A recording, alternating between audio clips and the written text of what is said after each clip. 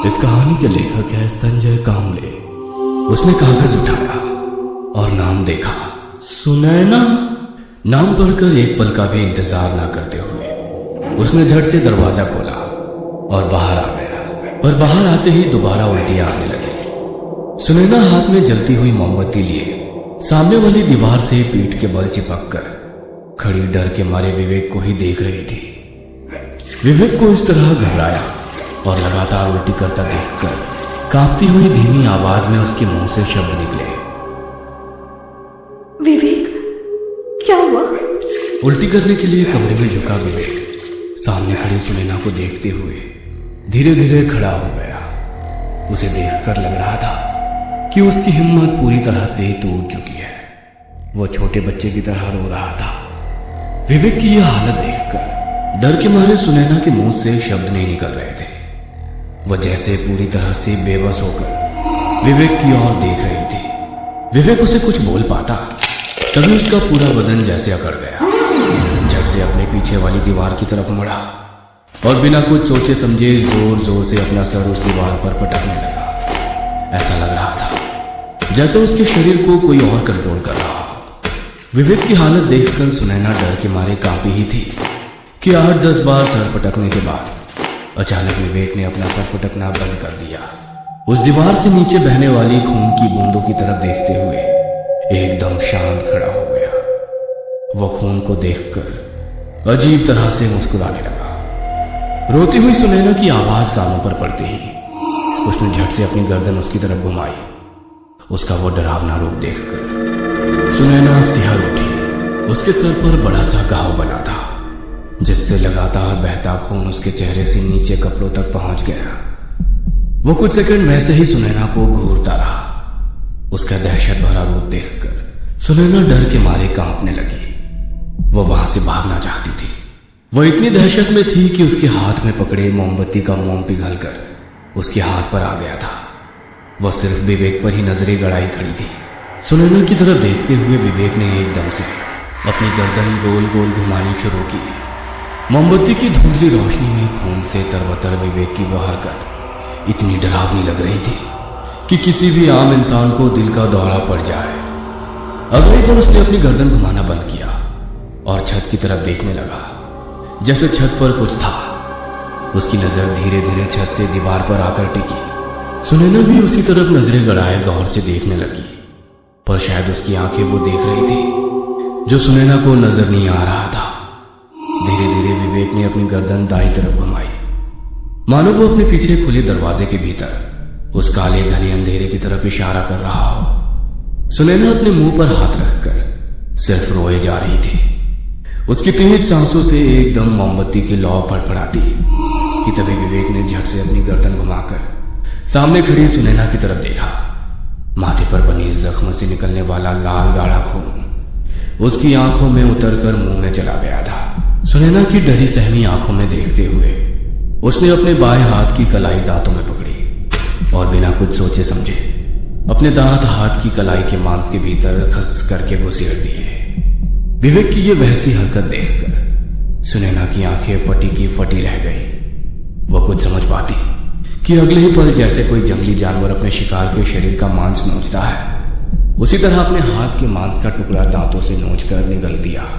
हाथ की नसें कटते ही लाल गाढ़े खून का एक उबाल निकलकर जमीन पर बहने लगा।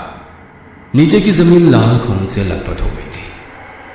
सुनैना इस भयानक हादसे से संभल पाती कि तभी विवेक को किसी ने झट से दोबारा उसी कमरे के अंदर खींच लिया। अपनी आंखों के सामने घटी इस खौफनाक घटना ने मानो सुनैना का दिल गले तक आ गया था। जैसे किसी हादसे ने इंसान की सोचने, समझने और सुनने बोलने की ताकत खत्म हो जाती है और वो अपनी आंखें अनजान चीज पर गड़ाए बिना हिले वैसे ही सुनैना पड़ गई थी जैसे वो कोमा में हो। वो कौन है, कहाँ है, इसका कोई अंदाजा नहीं था। शायद उसका दिमाग जरूरत से ज्यादा डर बर्दाश्त कर रहा था, पर अब दीवार के सहारे खड़ी जिंदा लाश की तरह उसकी आंखें सामने वाले कमरे के भीतर फैले काले गहरे अंधेरे में कहीं टिकी हुई थी। उस कमरे का दरवाजा अभी भी खुला था। कुछ सेकंड तक सब कुछ शांत रहा, जैसे किसी बड़े धमाके के बाद कानों के भीतर एक सन्नाटे की गूंज कायम रहती है। उसी तरह सब शांत था। तभी मोमबत्ती से पिघला मोम हाथ पर गिरा और वह दोबारा होश में आई। उसकी नजर दरवाजे के बाहर जमीन पर गई और झट से याद आया कि विवेक को किसी ने इस कमरे में खींच लिया था। थोड़ी हिम्मत जुटाकर उसने कमरे की तरफ पहला कदम बढ़ाया ही था कि तभी उस कमरे के भीतर फैले काले गहरे अंधेरे से विवेक की दर्द से कराने की आवाज उसके कानों में गूंजने लगी। कांपते हुए हाथों से उसने अपने पॉकेट से एक और दूसरी मोमबत्ती निकालकर जलाई और जमीन पर एक जगह रख दी और एक मोमबत्ती हाथ में लेकर धीरे धीरे दरवाजे की तरफ बढ़ने लगी। विवेक अभी भी करा रहा था। विवेक की वह दर्द से कराने वाली आवाज सुनकर सुनैना भी सिसक सिसक कर रोने लगी। विवेक की लगातार कानों पर पड़ने वाली चीखें सुनकर सुनैना की भी चीख निकल रही थी, पर जैसे तैसे वो अपने डर पर काबू रख रही थी। एक हाथ अपने मुंह पर रखकर डर के मारे वो फूट फूट कर रो रही थी। उस अंधेरे कमरे में इतनी डरावनी आवाज आ रही थी मानो कोई विवेक की हड्डियां तोड़ रहा हो, और उस जानलेवा दर्द के मारे विवेक जानवर की तरह चिल्ला रहा था। सुनैना ने पॉकेट से रुमाल निकाला और अपने मुंह में ठूंस लिया ताकि उसके मुंह से चीख न निकले। वो लगातार रोते जा रही थी, पर दोबारा हिम्मत जुटाकर वो उस अंधेरे कमरे की तरफ बढ़ने की कोशिश कर रही थी। विवेक की वो कराने की आवाज सुनकर उसके पैर जैसे जमीन पर ही जम गए थे। लाख हिम्मत जुटाने के बावजूद वो एक कदम भी आगे नहीं बढ़ा पा रही थी। अपने दोस्त की वो हालत देखकर सुनैना की हिम्मत टूट चुकी थी। डर के मारे वो रोते हुए घुटनों के बल बैठ गई। विवेक के चीखने की आवाजें उसे बर्दाश्त नहीं हो रही थी। उसे लग रहा था कि विवेक के साथ वो भी जोर जोर से चीखे। अपने शरीर के अंदर जितने भी ताकत है वो सारी ताकत लगाकर चिल्लाए। यहां आने का उसे बड़ा पछतावा हो रहा था, पर अब कोई फायदा नहीं था। उस अंधेरे कमरे से आई विवेक की भयानक चीख के साथ मानो सब कुछ शांत हो गया, बिल्कुल शांत। एक जानलेवा सन्नाटा, और उस खौफनाक सन्नाटे से आवाज आ रही थी तो सिर्फ सुनैना की सिसकियों की। वह सिसक सिसक कर रो रही थी। अब दोबारा चारों ओर खौफनाक सन्नाटे ने अपनी जगह ली और उस अंधेरे कमरे की तरफ देखते हुए धीरे धीरे खड़ी हो गई। एक हाथ से मुंह में ठुसा हुआ रुमाल बाहर निकाला और दोबारा पैंट की जेब में रखा। उसकी तेज सांसों से उसने हाथ में पकड़ी मोमबत्ती की ज्योति फड़फड़ा रही थी। वह धीरे धीरे अपने कदम उस कमरे की तरफ बढ़ा ही रही थी कि तभी उस कमरे के काले अंधेरे से एक अजीब सी आवाज आई, जिसे सुनकर अपना आगे बढ़ाया कदम उसने वापस जमीन पर रख दिया। आवाज मानो कोई अपने नुकीले नाखूनों से लकड़ी को कुरेद रहा है। उस आवाज से सुनैना के कदम रुक गए। अपनी डर भरी निगाहें उसने कमरे के भीतर बढ़ाई। कमरे के भीतर से एक अनजानी आहट आती सी सुनाई देने लगी। लग रहा था जैसे कोई बाहर आ रहा है। शायद विवेक होगा, पर वो आवाज चलने की नहीं बल्कि जमीन पर घसीटने की थी, जैसे किसी को बेरहमी से जमीन पर घसीटा जा रहा था। डर, एक अनजान डर सुनैना के रोम रोम में सिहरन पैदा कर रहा था। डर से उसकी आवाज में कपकपी छूट गई थी, होठ थरथरा रहे थे, आंखों से आंसू निकलने लगे। और फिर जो हुआ, उसने मानो उसकी बची खुची हिम्मत भी तोड़कर रख दी। उस कमरे के काले गहरे अंधेरे से कोई जमीन पर रेंगता हुआ बाहर आने लगा। दरवाजे से बाहर आकर वो वहीं रुक गया। हाथ पैर टूटा हुआ एक शव उसके सामने पड़ा था। वह नजारा देखकर सुनैना की चीख निकलने लगी थी, पर उसने झट से मुंह पर हाथ दबाकर रखते हुए खुद की आवाज अंदर ही दबा ली। अपनी थरथराती नजरों से ना चाहते हुए भी वो खौफनाक नजारा देखने के लिए मजबूर थी। जमीन पर पड़ा वो शव अब अपने टूटे हाथ पैर सीधे करने लगा, जिससे उसकी साथ हड्डियों के टूटने वाली आवाज आ रही थी। वो अब धीरे धीरे खड़ा हो गया, अपने शरीर को अजीब सी अवस्था में तोड़ते मरोड़ते हुए। अब वो पूरी तरह से खड़ा हो गया था। वो कोई औरत लग रही थी। उस औरत के बाल काफी लंबे थे, पर अंधेरा होने के कारण एक धुंधली सी सफेद आकृति जैसे दिखाई दे रही थी। सुनैना का दिल डर के मारे मुंह तक आ गया था। वो वहां से भागना चाहती थी, पर जैसे किसी ने उसके पैर जकड़ के रखे थे।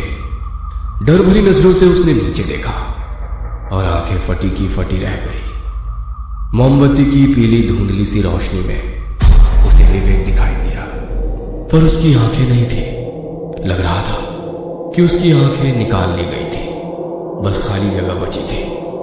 आंखों से निकलता खून चेहरे पर काले धब्बों में तब्दील हो गया था। उसका चेहरा खून से लथपथ था, दोनों हाथ जैसे कंधों से उठाकर तोड़ दिए थे। विवेक ने सुनैना की तरफ चेहरा किया और अपना मुंह खोला। शायद वो चीखना चाहता था, पर सिर्फ हवा निकल रही थी। सुनैना आंखें फाड़ कर वो खौफनाक नजारा देख रही थी कि तभी उसके गले में काले बालों का फंदा बनता हुआ सुनैना को नजर आया, और दूसरे ही विवेक घसीटते हुए वो बाहर कमरे के भीतर ले गया और जोर से दरवाजा बंद हो गया। ये नजारा देखकर सुनैना वहां से भागने लगी, पर सामने से आते सचिन से टकराई। वो रोना चाहती थी, पर हलक से आवाज नहीं निकल रही थी। सुनैना, पहले शांत हो जाओ, संभालो खुद को, सुनैना।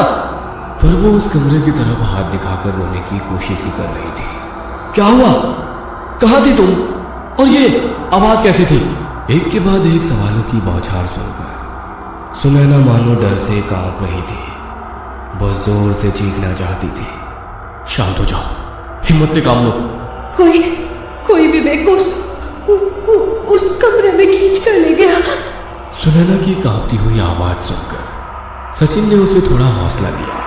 डरो मत, अब हमें एक दूसरे को किसी भी कीमत पर अकेला नहीं छोड़ना है। और तभी उसकी नजर सुनैना के पास की उस किताब पर पड़ी। तुम्हें किताब कहाँ मिल गई? एक कमरे में थी। शायद इस जगह के कुछ राज हमें पता चल जाएंगे। सचिन ने किताब अपने हाथ में लेकर पन्ने पलटकर देखने लगा। किताब में बनी कुछ डरावनी आकृतियां देखकर वो हैरान हो गया। लोगों के डर भरे चेहरों की आकृतियां, जैसे वो रहम की भीख मांग रहे हो। पर उनमें से एक आकृति देखकर वो हैरान हो गया। वो आकृति देखकर उसे कुछ याद आ गया।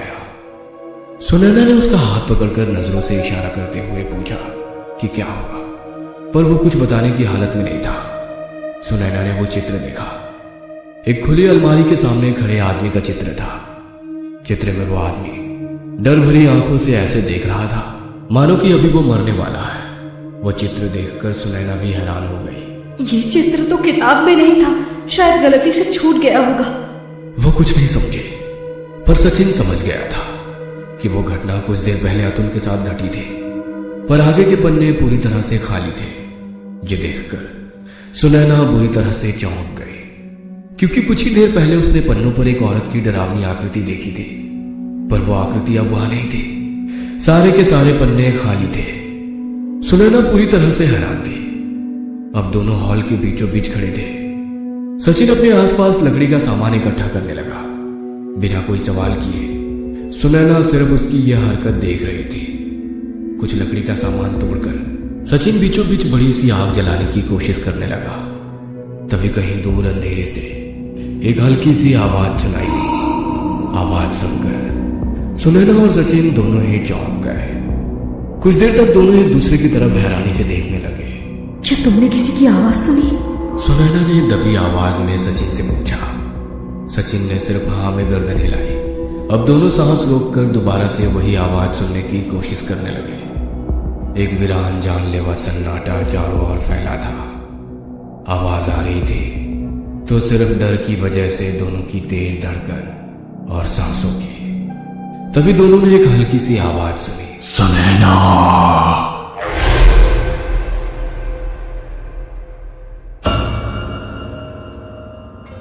ये कहानी